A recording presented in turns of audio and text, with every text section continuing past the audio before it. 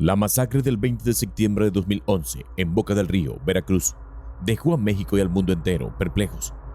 A plena luz del día, 35 cuerpos mutilados, miembros del cártel de Sinaloa, fueron abandonados en una de las zonas más concurridas de la ciudad. Este acto de violencia extrema no solo era un ataque directo al cártel más poderoso del país, sino una declaración pública del CJNG, un grupo emergente dispuesto a redefinir la brutalidad y la guerra del narcotráfico en México. Ese día, en Veracruz, fue más que una masacre, fue el inicio de una batalla sin cuartel que transformaría el panorama criminal en el país.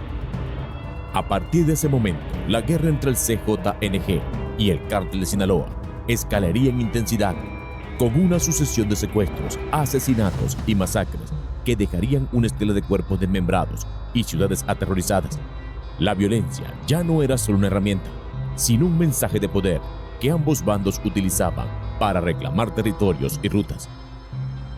El origen de esta violencia, sin embargo, no se limita a la década pasada. Para entender cómo el narcotráfico llegó a este punto, hay que retroceder hasta las raíces de este fenómeno, en las montañas de Sinaloa. Fue allí, en los años 60, donde Pedro Avilés Pérez, pionero del narcotráfico moderno, comenzó a organizar a los agricultores locales en una red de producción de marihuana sin precedentes.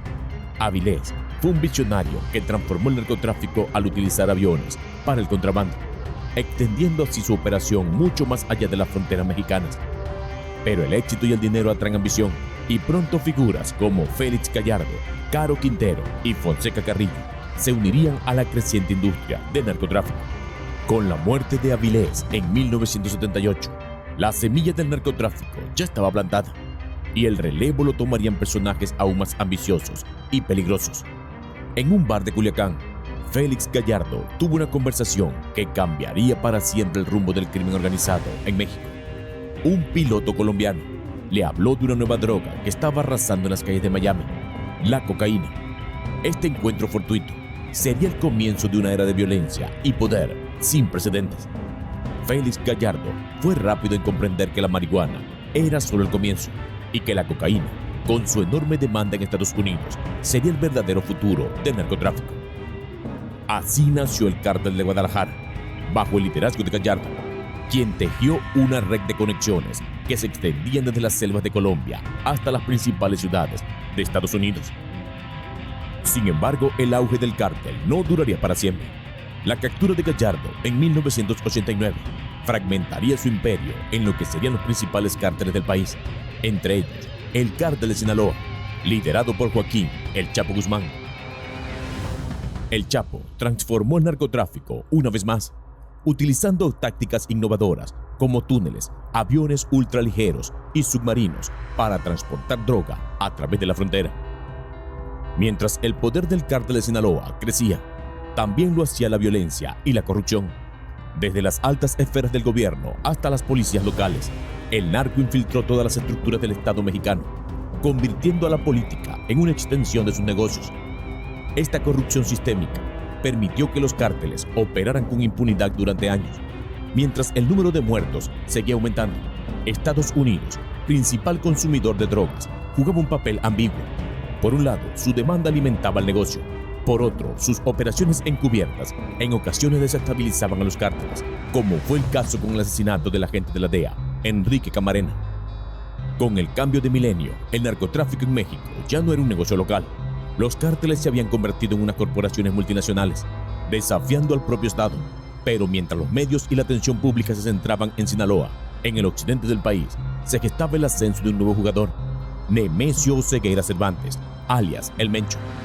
Este hombre, aparentemente común, había pasado de ser un simple vendedor de aguacates a liderar el cártel Jalisco Nueva Generación, CJNG, una organización más violenta y tecnológicamente avanzada que cualquier otra antes vista. El CJNG nació de las cenizas del Cártel del Milenio en 2009, pero su verdadera expansión comenzó tras la muerte de Nacho Coronel, uno de los principales lugartenientes del Cártel de Sinaloa. La muerte de Coronel, lejos de debilitar al narcotráfico, proporcionó al Mencho la oportunidad que necesitaba para reclamar el control de Guadalajara. La lucha entre ambos cárteles estalló poco después, con asesinatos brutales y masacres que dejaban clara la intención del Mencho de eliminar cualquier vestigio de la influencia de Sinaloa en su territorio. El CJNG introdujo nuevas tácticas en su guerra contra Sinaloa, utilizando redes sociales para difundir su propaganda y reclutando exmilitares y policías en sus filas. Su expansión fue meteórica, tomando el control de estados clave como Veracruz, donde la violencia alcanzó su punto más alto con la masacre de 2011. Veracruz, bajo el terror del CJNG, se convirtió en un campo de batalla, donde los Zetas, el brazo armado del Cártel del Golfo, también buscaba consolidar su poder. El asesinato de 35 personas en Boca del Río fue solo uno de los muchos actos de violencia que caracterizarían la guerra entre estos carteles. Las autoridades, superadas por la magnitud del conflicto, apenas podían reaccionar y cuando lo hacían, muchas veces empeoraban la situación, ya fuera por corrupción o incompetencia. Los cuerpos mutilados en Veracruz fueron un recordatorio brutal de que en esta guerra los únicos perdedores eran los ciudadanos. A medida que los años pasaban, la situación no hacía más que empeorar. En Michoacán y Guanajuato, el Cártel de Sinaloa, acostumbrado a reinar sin oposición, se encontró por primera vez obligado a responder a una amenaza que lo superaba en ferocidad y brutalidad. Años de dominio inquebrantable comenzaban a tambalearse. La alianza de Sinaloa con grupos locales, que había funcionado durante décadas para controlar territorios y rutas de narcotráfico, parecía ahora insuficiente frente a la fuerza abrumadora del CJNG. Este último, liderado por Nemesio Ceguera Cervantes, el Mencho, no era solo un rival más, era un adversario sin escrúpulos, decidido a desmantelar cualquier oposición a su expansión. Y en 2011, había demostrado sin lugar a dudas que estaba dispuesto a llevar la violencia a un nivel nunca antes visto. El 20 de septiembre de 2011, Veracruz se convirtió en el escenario de una de las masacres más sangrientas de la historia reciente de México. Bajo el intenso sol del mediodía, 2 camionetas fueron abandonadas en uno de los pasos a desnivel más transitados de la ciudad, justo en el Boulevard Ávila Camacho. Lo que las autoridades y los transeúntes presenciaron después marcaría el principio de una guerra sin retorno entre los 2 carteles más poderosos del país. De las camionetas salieron 35 cuerpos sin vida, algunos semidesnudos, todos con visibles signos de tortura. La escena era dantesca, una imagen del infierno que aterrorizó no solo a Veracruz, sino a todo el país. Pero lo que seguía fue aún más impactante. Una manta acompañaba a los cuerpos, desafiando abiertamente a Joaquín El Chapo Guzmán y a sus aliados en el Cártel de Sinaloa. La manta no solo se adjudicaba la responsabilidad de la masacre, sino que lanzaba una advertencia directa. Este sería el destino de cualquiera que apoyara el Cártel de Sinaloa en Veracruz. La firma al final del mensaje era clara: el grupo Matazetas, el brazo armado del CJNG, había hablado. Aquel 20 de septiembre de 2011 marcó el punto de no retorno. La guerra entre el CJNG y el Cártel de Sinaloa se había desatado en todo su esplendor. La comunidad internacional reaccionó con horror, mientras la presión sobre el gobierno mexicano aumentaba. Sin embargo, la espiral de violencia estaba lejos de terminar, y apenas unos meses después, México sería testigo de otro acto de brutalidad sin precedentes. Entre el 12 y el 13 de mayo de 2012, la carretera Federal 40, cerca de Cadereyta Jiménez, Nuevo León, se convirtió en el escenario de uno de los episodios más crueles de la guerra entre cárteles. 49 torsos humanos mutilados y decapitados fueron encontrados en lo que parecía un macabro mensaje de guerra. Las víctimas, posibles miembros del Cártel del Golfo o migrantes, habían sido secuestradas, asesinadas y desmembradas. El horror fue tal que no se podía saber con certeza quiénes eran ni qué los había llevado a ese destino trágico. La investigación posterior llevó al arresto de Jesús Daniel Elizondo Ramírez, alias El Loco, un importante líder de los Zetas. Pronto se reveló que la masacre había sido ordenada por los máximos líderes de ese cártel, Heriberto Lascano y Miguel Treviño Morales, con el objetivo de sembrar el caos y confusión tanto en la población como entre las autoridades. La táctica era clara: infundir miedo, paralizar la respuesta gubernamental y desorientar a los rivales. Los medios de comunicación no pudieron ignorar el nivel de violencia que se había desatado, y las imágenes de cuerpos desmembrados y ciudades sitiadas por el narcotráfico inundaron las pantallas y primeras planas en todo el mundo. El gobierno mexicano, bajo una presión internacional constante, se vio forzado a reaccionar. Sin embargo, a pesar de las operaciones militares y las detenciones de mandos menores, la estrategia del Estado parecía ineficaz frente a la magnitud del conflicto. Declaraciones grandilocuentes no lograban detener la marea de sangre que seguía creciendo, y el público, horrorizado y desilusionado, comenzaba a cuestionar la capacidad del gobierno para enfrentar la situación. Mientras tanto, los cárteles no cesaban en su carrera por ganar terreno. El CJNG, bajo el liderazgo implacable del Mencho, adoptó una estrategia de expansión brutalmente agresiva. La violencia extrema se convirtió en un sello distintivo. Decapitaciones, cuerpos colgados de puentes y masacres públicas eran ahora la norma en los territorios que disputaban.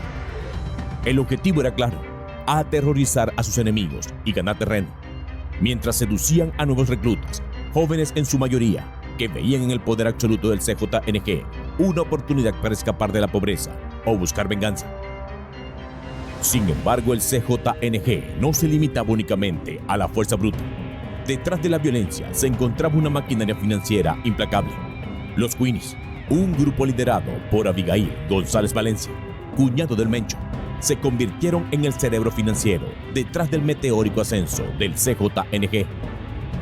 Este grupo de expertos en finanzas y lavado de dinero transformó al cártel en una sofisticada corporación criminal transnacional, capaz de mover millones de dólares a través de complejas redes financieras, mientras extendían su influencia en toda América Latina, Europa y Asia. Por su parte, el cártel de Sinaloa, lejos de quedarse atrás, respondía fortaleciendo sus alianzas locales y profundizando su red de corrupción institucional. Su estrategia se basaba en la inteligencia y la infiltración. Para Sinaloa, el soborno era preferible a la bala, siempre que fuera posible. Esta guerra no solo se libraba en las calles, sino también en las sombras, donde la influencia política y la manipulación de las instituciones jugaban un papel crucial en la expansión de su imperio. La carrera armamentista entre los cárteles alcanzó niveles sin precedentes. El CJNG sorprendió al mundo con el uso de drones explosivos y vehículos blindados artesanales, los infames monstruos. Mientras tanto, Sinaloa perfeccionaba sus túneles transfronterizos y desarrollaba una flota de submarinos semisumergibles para el tráfico marítimo. Las estructuras organizativas de ambos cárteles reflejaban sus filosofías operativas. El CJNG, con una jerarquía casi militar, entrenaba a sus sicarios con tácticas paramilitares, mientras que Sinaloa mantenía un sistema de células flexibles, diseñadas para resistir los golpes de las autoridades y garantizar la continuidad de sus operaciones. Los enfrentamientos más sangrientos se daban en territorios estratégicos clave para el narcotráfico. Los puertos de Lázaro Cárdenas, Manzanillo y Veracruz se convirtieron en verdaderos campos de batalla, al igual que las ciudades fronterizas de Tijuana y Ciudad Juárez. Controlar estos puntos significaba el dominio de las rutas más lucrativas, y los cárteles estaban dispuestos a todo para lograrlo. Pero en medio de este caos, algo inesperado sucedió. El 22 de febrero de 2014, Joaquín El Chapo Guzmán, el líder más emblemático del cártel de Sinaloa, fue capturado. La caída del capo parecía marcar un punto de inflexión en la guerra. Sin embargo, la organización demostró su resiliencia, manteniendo sus operaciones casi sin interrupciones. La expansión del CJNG, conocida por su brutalidad y ambición implacable, no solo consolidó su dominio en territorios clave, sino que también redefinió el narcotráfico como una fuerza que trasciende fronteras y gobiernos. Mientras el cártel de Sinaloa intentaba reorganizarse tras la captura de varios de los hijos de Joaquín El Chapo Guzmán, el CJNG continuaba con sus agresivas estrategias de expansión, consolidándose en Jalisco y extendiendo sus redes hacia Estados Unidos y otras regiones clave en México como Guanajuato y Michoacán. La violencia entre ambos cárteles alcanzó niveles nunca antes vistos, transformando ciudades y pueblos enteros en zonas de guerra. En lugares como Guanajuato, las balaceras, las decapitaciones y los secuestros se convirtieron en una aterradora rutina. Las vidas de los habitantes quedaron atrapadas en un ciclo interminable de violencia, mientras que las fuerzas de seguridad locales, mal equipadas y en muchos casos infiltradas por el narcotráfico, eran incapaces de ofrecer protección real. En este contexto, la promesa de un futuro seguro se desvanecía y el miedo se convertía en el sentimiento dominante en estas regiones. Michoacán, históricamente una zona disputada, fue testigo de cómo la guerra entre el CJNG y el cártel de Sinaloa generaba olas de desplazamiento masivo. Familias enteras abandonaron sus hogares, buscando refugio en otras regiones, o en el peor de los casos, uniéndose a las filas de grupos de autodefensa para protegerse de la violencia. Pero el precio de resistir era alto. Los cárteles no solo perseguían a quienes se les oponían, sino también a quienes intentaban mantenerse neutrales. Nadie estaba a salvo. Los cuerpos aparecían colgados de puentes, las casas eran incendiadas y las autoridades, que debían garantizar el orden, eran frecuentemente parte del problema. A medida que el CJNG continuaba expandiendo su influencia, su capacidad para diversificar sus actividades criminales también crecía. Ya no se trataba únicamente del tráfico de drogas, sino de un vasto imperio criminal que abarcaba desde el control de industrias legítimas, como la agricultura del aguacate en Michoacán, hasta el tráfico de personas y la explotación ilegal de recursos naturales en el extranjero. La sofisticación de estas operaciones criminales creció con la incorporación de tecnologías avanzadas, como el uso de criptomonedas y la inteligencia artificial para maximizar sus ganancias y minimizar los riesgos. En un giro sorprendente, los cárteles comenzaron a operar más como corporaciones multinacionales que como bandas criminales tradicionales. Las nuevas generaciones de líderes, muchos de ellos con estudios en finanzas y tecnología, llevaron el narcotráfico a otro nivel. Mientras que en el pasado los líderes se destacaban por su violencia y su capacidad para intimidar, los nuevos capos estaban enfocados en maximizar la eficiencia de sus redes globales y en asegurar que sus actividades fueran lo más discretas posible. Esto no significaba una reducción en la violencia, sino más bien una sofisticación en cómo se ejecutaba y cómo se ocultaban las operaciones más lucrativas. Al mismo tiempo, las comunidades que alguna vez se sintieron seguras dentro de la frontera de Estados Unidos también comenzaron a experimentar el terror que se vivía en México. Con la expansión del CJNG hacia ciudades como Chicago y Los Ángeles, los tiroteos, secuestros y extorsiones se hicieron comunes, incluso en barrios que nunca habían sido afectados por la guerra contra el narcotráfico. La frontera ya no era la única barrera para los cárteles. Las autoridades estadounidenses, alarmadas por la creciente presencia de los cárteles en sus calles, intensificaron la cooperación con México, pero la guerra contra el narcotráfico se había vuelto demasiado compleja para ser contenida por las fronteras nacionales. El fentanilo, que originalmente era visto por los cárteles como una forma más rentable de generar ganancias, se convirtió en un arma de doble filo. Mientras que las ganancias derivadas de su tráfico continuaban aumentando, la inconsistencia en la pureza de la droga provocó un incremento en las muertes por sobredosis en Estados Unidos y en México. Las calles se llenaron de cadáveres de personas que en su desesperación por obtener una dosis cayeron víctimas de la negligencia y el desinterés de los narcotraficantes. Mientras las ganancias récord llenaban los bolsillos de los líderes criminales, el costo humano era incalculable. Entre 2011 y 2015, las tasas de homicidios en México alcanzaron niveles nunca antes vistos. La cifra de 27,000 homicidios para 2015 era un recordatorio sombrío de la impunidad con la que operaban los cárteles. Pueblos enteros se convirtieron en fantasmas, abandonados por sus habitantes que huían desesperados de la violencia. Más de 280,000 personas fueron desplazadas internamente en esos años, forzadas a dejar atrás sus vidas, propiedades y sueños. En lugares como Michoacán, los grupos de autodefensa surgieron como una respuesta desesperada ante la inacción del gobierno. Pero aún su surgimiento prometía protección. Con el tiempo, muchos de estos grupos fueron cooptados por los propios cárteles o disueltos por las autoridades. El trauma psicológico en estas comunidades fue profundo y duradero. La violencia no solo destruyó físicamente los lugares donde vivían, sino que también marcó sus mentes. La normalización de la brutalidad, de las decapitaciones y los cuerpos colgados de los puentes afectó profundamente a la juventud mexicana, creando una generación que creció viendo la muerte como una parte inevitable de la vida diaria. Frente a esta rivalidad devastadora, surgieron movimientos pacifistas, como el liderado por Javier Sicilia. Su mensaje era claro: la guerra contra el narcotráfico no está resolviendo los problemas fundamentales de México. La violencia, la militarización y la corrupción solo estaban profundizando la crisis. En lugar de enfocarse en la represión violenta, Sicilia abogaba por un enfoque centrado en la justicia social, la reducción de la pobreza y la creación de oportunidades para las comunidades más vulnerables. Este movimiento logró que se aprobara la Ley General de Víctimas en 2013. un avance significativo en la lucha por los derechos de las víctimas del conflicto. Sin embargo, la violencia continuaba y la pregunta que todos se hacían era: ¿cómo evolucionaría este conflicto en los años venideros? La respuesta llegó rápidamente. En 2016, el secuestro de los hijos del Chapo en Puerto Vallarta por parte del CJNG marcó un nuevo capítulo en la guerra entre los cárteles. Aquel audaz movimiento mostró que ni siquiera los hijos del narcotraficante más famoso de México eran intocables.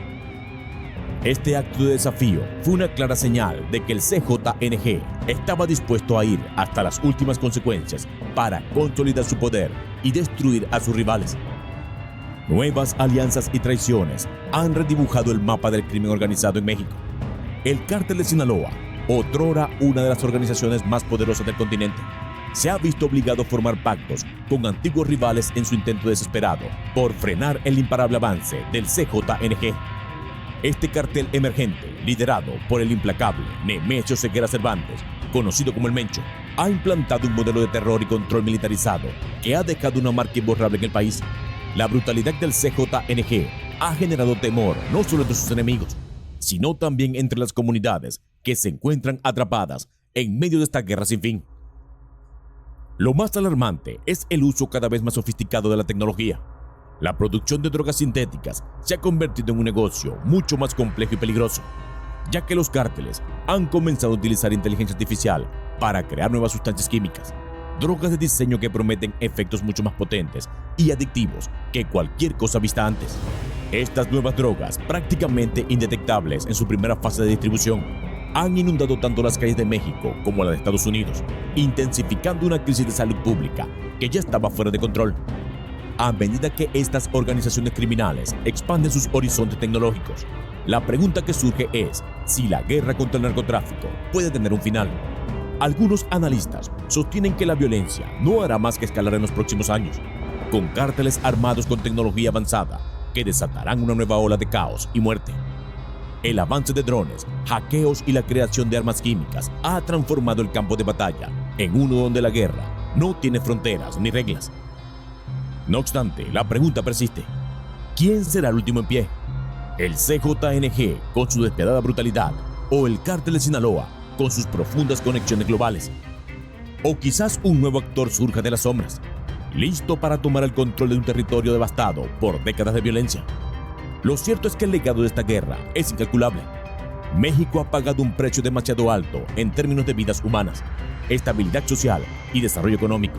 Y el mundo ha sido testigo de cómo el crimen organizado ha logrado desafiar y corromper instituciones que parecían inquebrantables.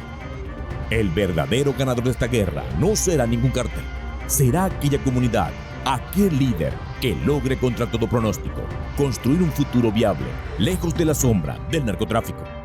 El reto es inmenso, pero en esa construcción de alternativas reales, esta es la única esperanza para un país que ha sufrido tanto. La conclusión de esta guerra interminable deja un sabor amargo y un paisaje devastado. A lo largo de décadas, las administraciones en México han sido testigos de cómo los cárteles crecían en poder y control, mientras el Estado parece incapaz, o quizás no dispuesto a detenerlos.